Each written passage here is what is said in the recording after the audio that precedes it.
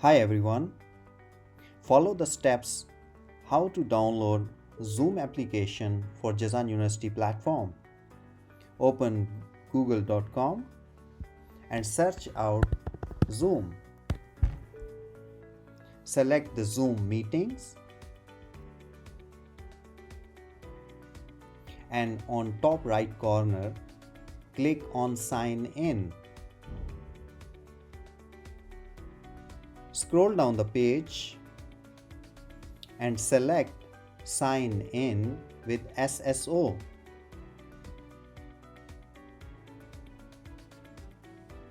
Use the company domain, that is maeen.zoom.us, and click on continue.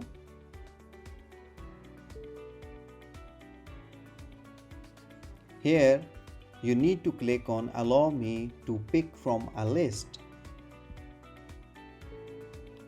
Click on the drop down menu and select Jazan University from the list.